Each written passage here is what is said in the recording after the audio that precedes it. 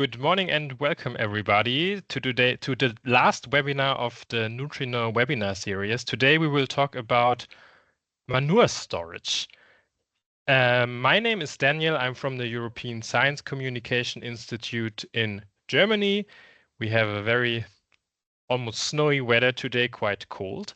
I'm the communication officer of the NUTRI-KNOW project, and I have the pleasure of chairing this webinar today. Meaning I will take a look at the chat and the Q&A tool. If you have any questions, feel free to write them in the chat. You can also raise your hand, and then I will find a good moment to ask your questions.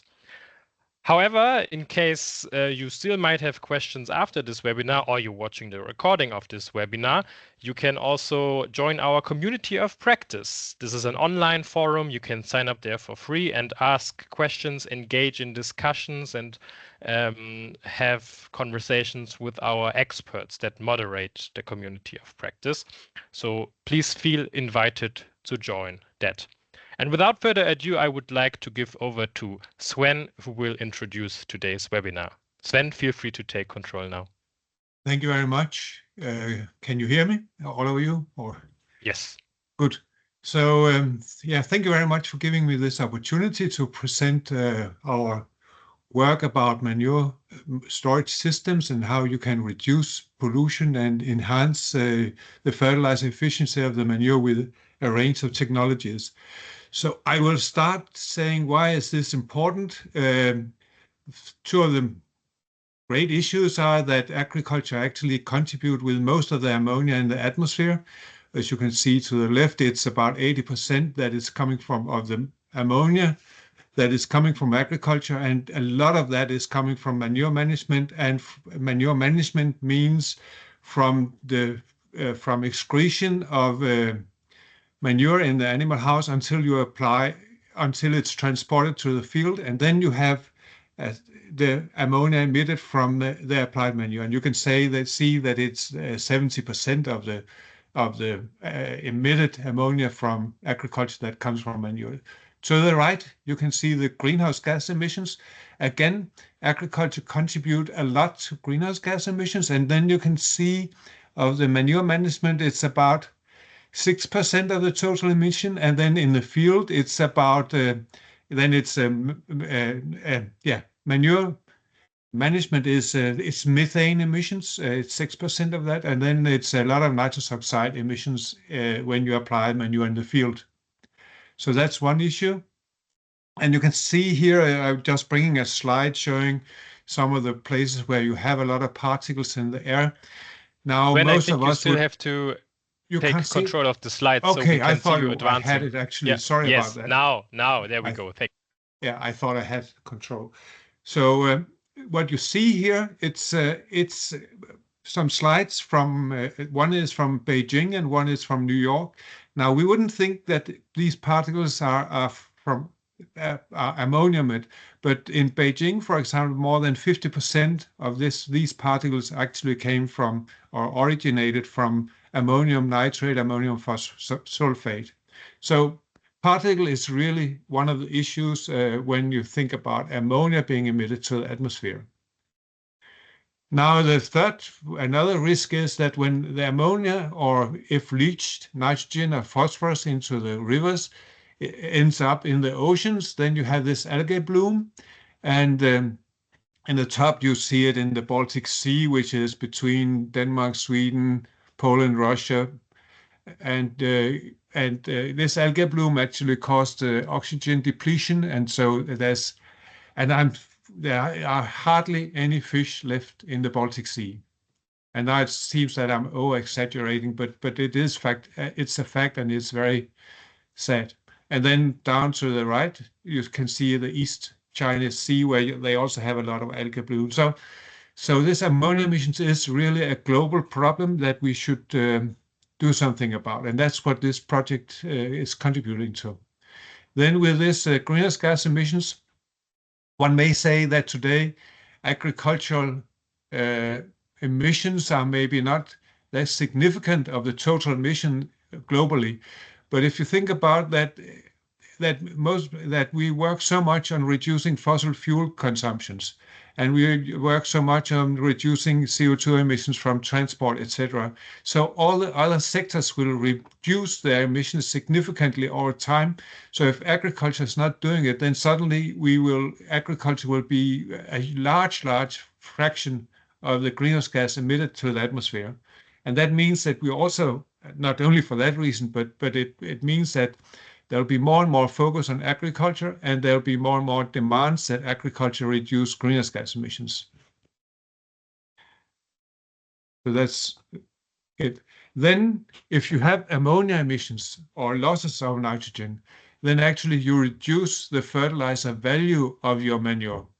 And that you can see here some numbers from an article in a Chinese article in Nature, where it said that in Asia it's really poor, the use of the nitrogen as a fertilizer. In Europe we are doing better. Of the nitrogen coming in, there's the uptake of nitrogen to the crops is about 50%, but that could be reached or increased to 70 to 80%, and that is feasible. We have seen that in some countries, and we know that this manure management, as we present here, is one of the means to achieve a higher nitrogen use efficiency than we have today. And with these words, I leave the words to my colleagues. I hope. Yeah, here's. Yeah. Oh, sorry, I had one more slide. Sorry about that. So what we do here is we take this whole system approach. Maybe most of us have talked about that is needed if you wish to reduce emissions. It doesn't help you reduce emissions during storage, which if all the nitrogen is lost during application. Yep. So I think now it's Clara. Yeah, thank you, Sven. Okay, so good morning, everyone. I'm Clara Fullana. I'm from FECAC. FECAC is the Federation of Agri Cooperatives in Catalonia, and I will explain you two operational groups that we performed during 2016 and 2018 and 19. That both of them aim to develop different manure management tools and different innovation for the best technologies and the strategies for manure management. So the first one was the operational group manure management tools. The second one was the operational group FertiCoop. And FertiCoop was a follow-up project of the first operational group manure management tool. So you will see that the same strategies and the same technologies were performed in both projects, but with different kinds of manures and in different farms and cooperatives. So this first operational group, manure management tools, aim to develop different tools for optimizing the manure management and improve the agricultural quality and fertilization. So about the storage systems, the first strategy that they performed was this experimental device of 4 different ponds with different treated slurry made during summer and during winter to know how the climate changes can affect the emissions. So these 4 ponds, as I said, had different treatments of the slurry. The first one is just control with any kind of treatment. The second one is slurry acidified with sulfuric acid. The second one is a slurry covered with cereal straw, with almost 3 kilos of cereal straw.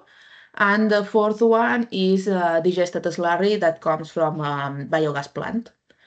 So the results show that the ammonia emissions are higher during summer, as we all know, with higher temperatures, and that the movement of the ponds increases the ammonia emissions.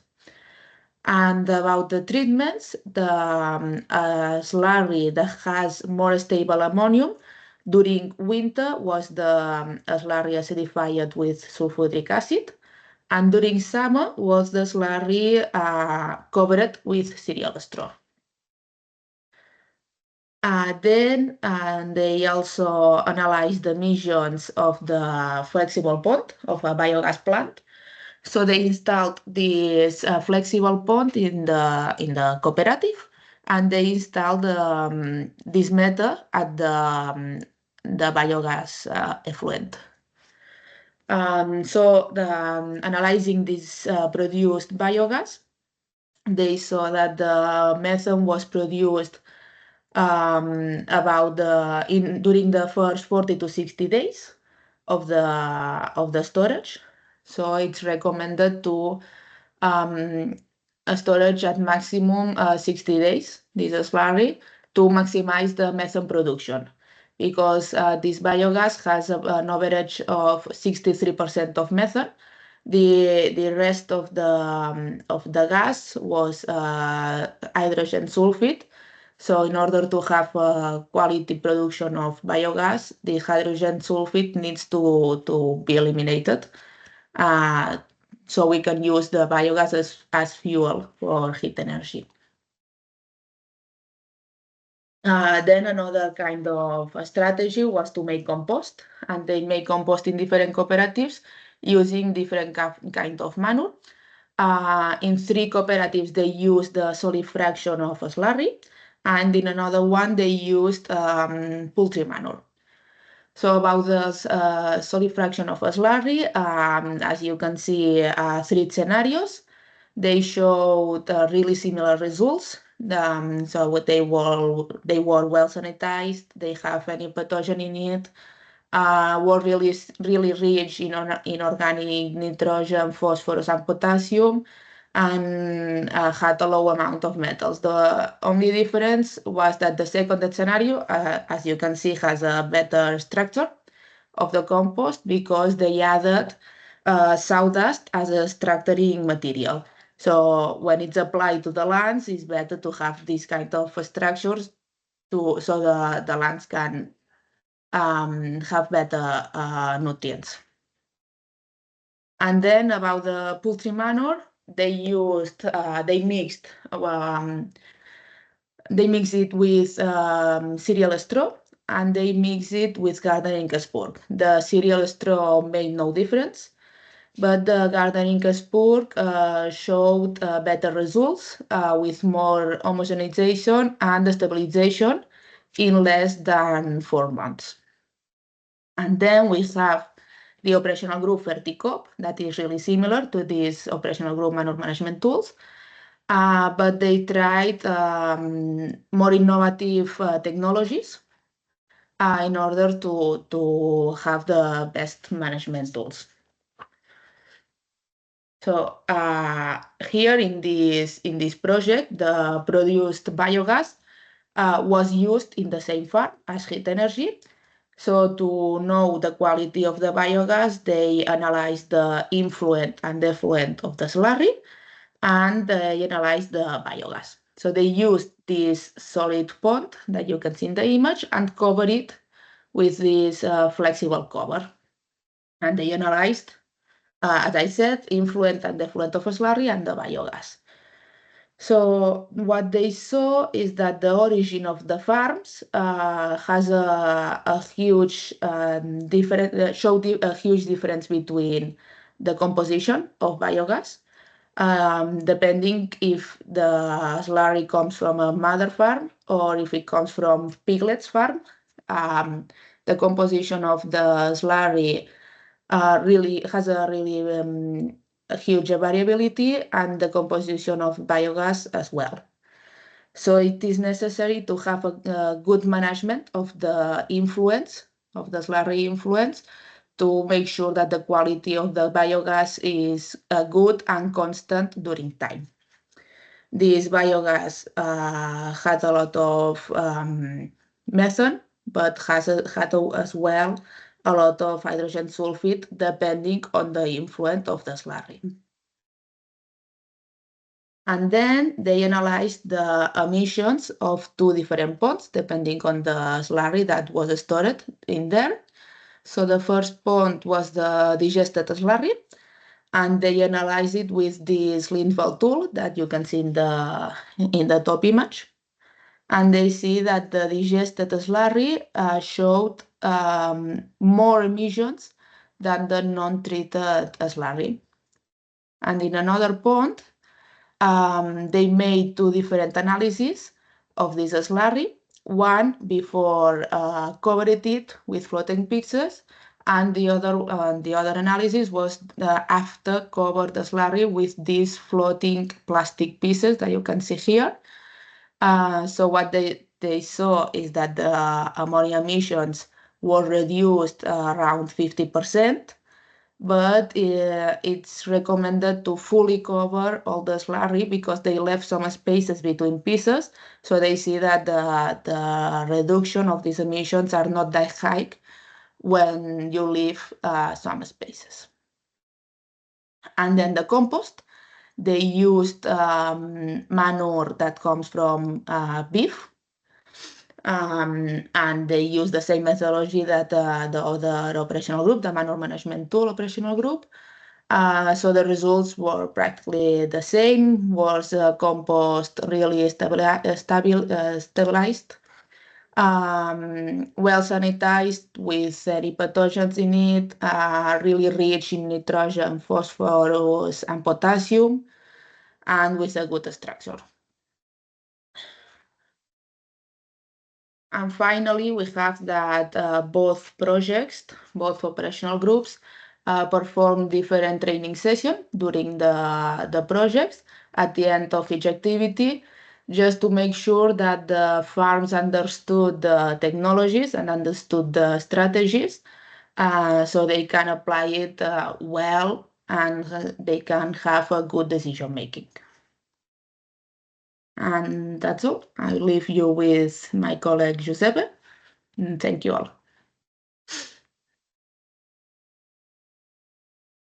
Thanks to Clara. I'm Giuseppe Moscatelli, a researcher from CRPA, Research Center on Animal Production, based in Reggio Emilia in the Emilia-Romagna region, in the Po Valley in Italy. The operational group Struvite, engaged in NUTRI-KNOW, designed and implemented a digestate treatment with the aim to answer to these problems. The high phosphorus content in pig livestock farm soil, the ammonia emission from digestate storage and application phase, and nutrient surplus in a high livestock area. To do this, operational group Struvite designed a prototype at farm scale for extracting struvite from digestate. Struvite is a salt of ammonium magnesium phosphate. So the main goals of the operational group activity were to decrease nitrogen and phosphorus content in pig livestock digestate, to reduce emissions, ammonia and greenhouse gas emission from storage and the spreading phase, and to facilitate the soil application of these treated fractions depleted in nutrients. And at the same time, recovering nitrogen and phosphorus as fertilizer matrix for replacing chemical fertilizers in nutrient deficient areas. Struvite treatment to reduce ammonia and methane emissions from storage phase is the topic of this presentation. Now, the Struvite pilot plant was installed after the biogas plant of a pig livestock, Colombaro pig livestock, located in Modena, in Emilia-Romagna region. And this prototype treated the digested clarified liquid fraction produced by screw press solid liquid separation, because it is this liquid fraction that gives the problems of ammonia and methane emissions during the storage phase. The digestate clarified liquid fraction from solid liquid separator is first slightly acidified to decrease pH from 8.5 to 7.5 to increase the mineral orthophosphoric P form from the organic P form. This acidified fraction is after microfiltered at 40 micrometers to partially remove suspended solid and organic matter that hinder the struvite crystallization. This microfiltered fraction is then loaded to the struvite crystallization. Here there is the struvite reactor where crystallization inside and precipitation outside take place. The struvite reactor is composed by two concentrical cylinders. In the internal cylinder is added magnesium chloride to facilitate crystal development. In the external cylinder is added a base to increase pH again from 7.5 to 10 to promote the struvite precipitation. The surnatant treated fraction exits the reactor on the upper surface, while the precipitate with struvite inside is discharged from the bottom of this reactor. Here we can see the installation and the prototype installed in the pig farm. This blue tank is the pre-treatment acidification tank. After there is on the left side the microfiltration equipment to microfiltrate at 40 micrometers. After is loaded to the reactor to produce the struvite. These are the two concentrical reactors. The surnatant is discharged here, while the precipitate with struvite here.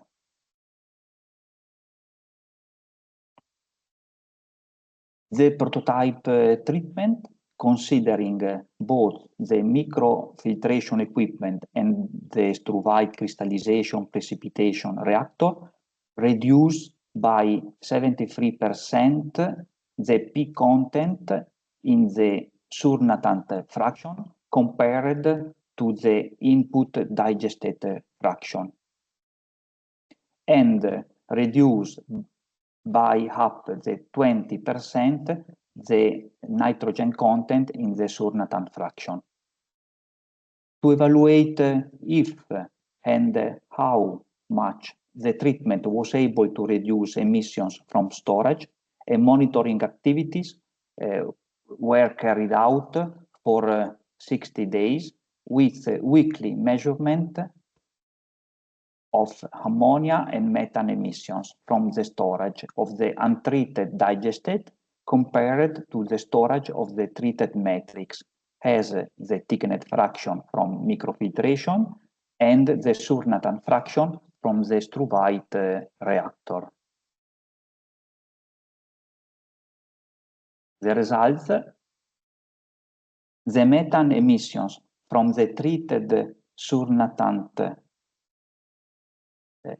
that is produced by the treatment showed 86% lower methane emissions than the clarified digestate input, because the treated surnatant is depleted by organic matter, and ammonia emission from the storage of the treated surnatant and the thickened fraction, respectively, were 42% and 77% lower than the emission from the initial clarified fraction, thanks to a lower nitrogen ammonia content in the surnatant depleted nitrogen and because the thickened fraction was initially acidified.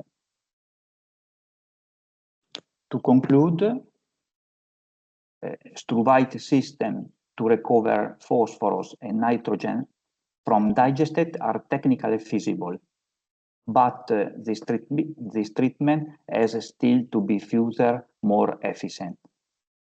The activity is going and funded by another project, and for the next year, we try to make more efficient the process.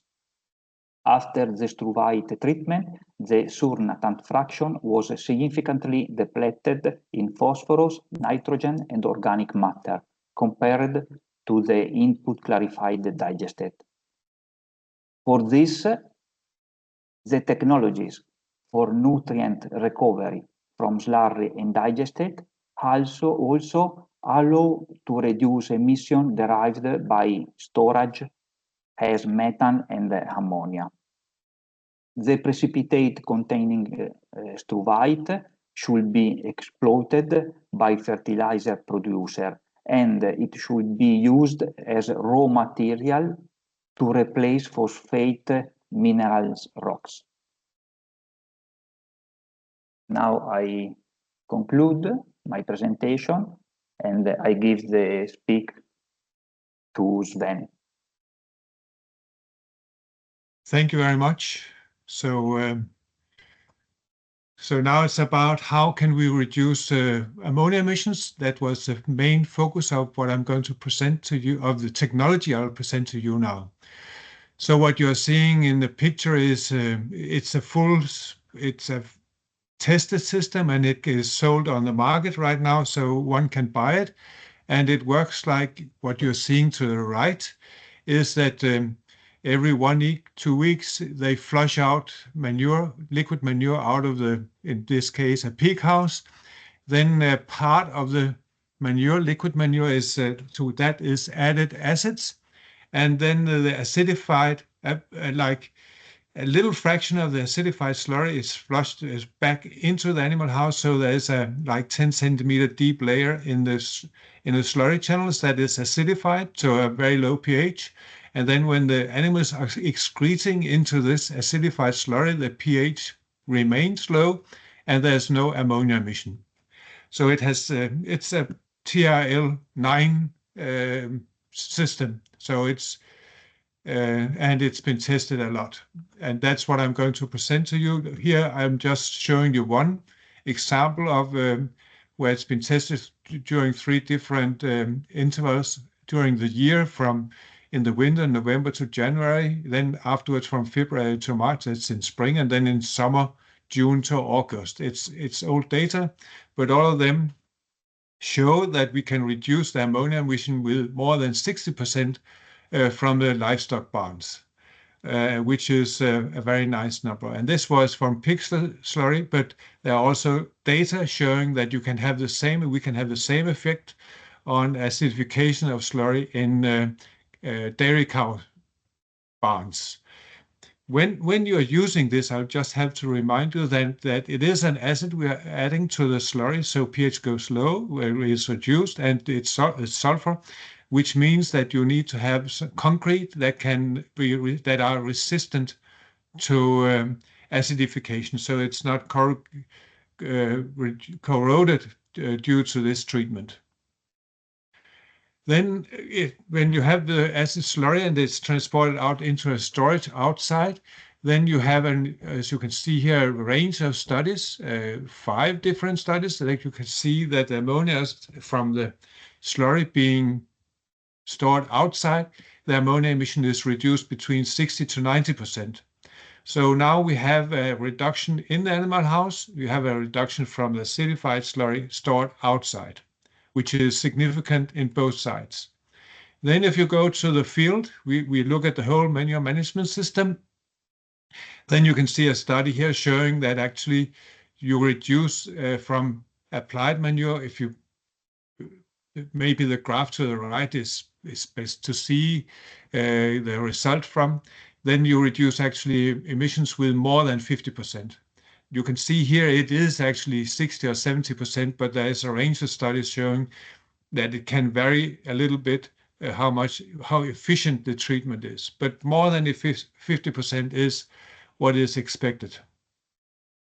So here you can see in total how much in a whole system approach of a Danish livestock farm, how much you can reduce the ammonia emissions with acidification in the animal house.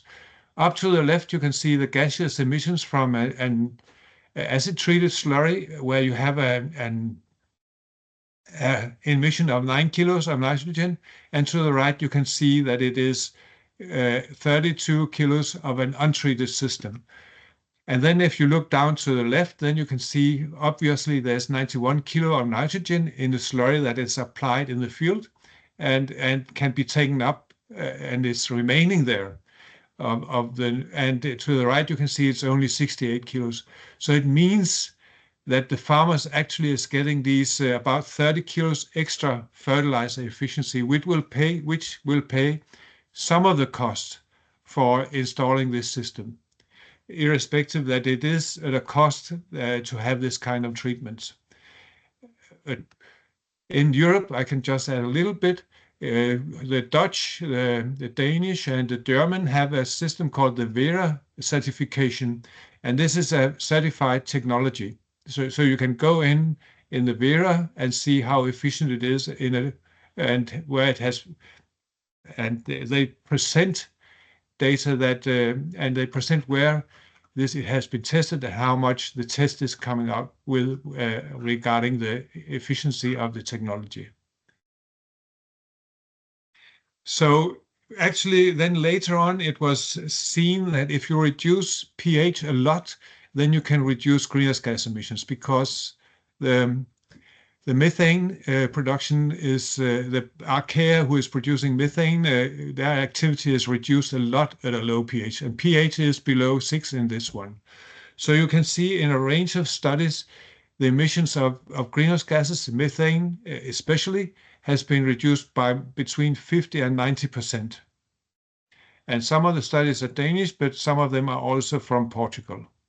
So it's not only us, and this technology is developed in Denmark, but it's also shown in other countries we have this effect. So summing up everything, what you can find in the booklet from this group about manure management, and you can download.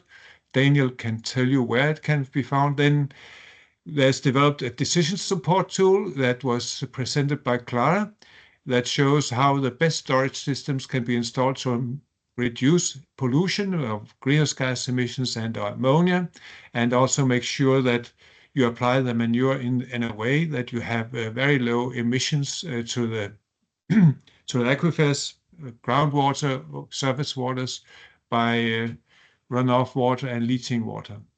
Then there is a presentation of how additives can improve the composting process. And there's this very interesting and good system of how you evaluate the biogas production, and especially when you use these cheap, flexible cover ponds. So this is Clara's work.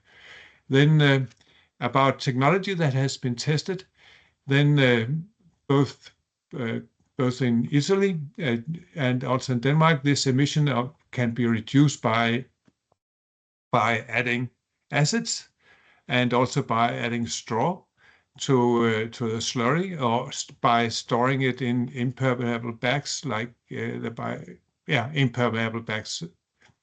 Then there's now it's Giuseppe's technology, which is the production of struvite, where you are producing this ammonium phosphate. You reduce the risk for emission of ammonia significantly, and you collect the phosphorus in a solid fraction that can be transported to where it's needed. And this struvite is a very efficient nitrogen and phosphorus fertilizer. And as already said, the production of struvite contributes to the reduction of ammonia emissions. And actually also when you have this little ammonia in your liquid fraction, you also have a lower risk of N2O emissions. So with these words, I would like to thank you for listening to us. So if there are any questions, I think then you can ask. Then you are most welcome to ask. Yeah, thank you so much, Sven, Giuseppe, and Clara. So we give it over to the audience now. Feel free to type any questions you may have in the chat or use the raise hand tool to ask them directly. I think Giuseppe himself had a question for Sven, if I'm not mistaken. If you want, Giuseppe, you can just unmute your mic and ask Sven directly.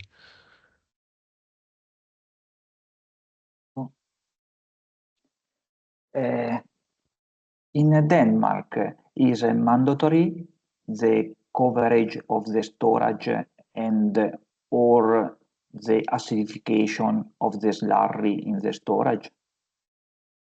Yes, it's mandatory. So if it's not covered, and there's a lot of different covering techniques, like a tent or a straw cover, or you can add some floating material. If you are not having these coverage, then acidification is an option. Yes.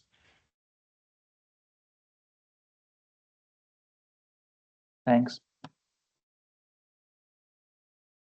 Thank you, Sven. Are there any further questions from the audience?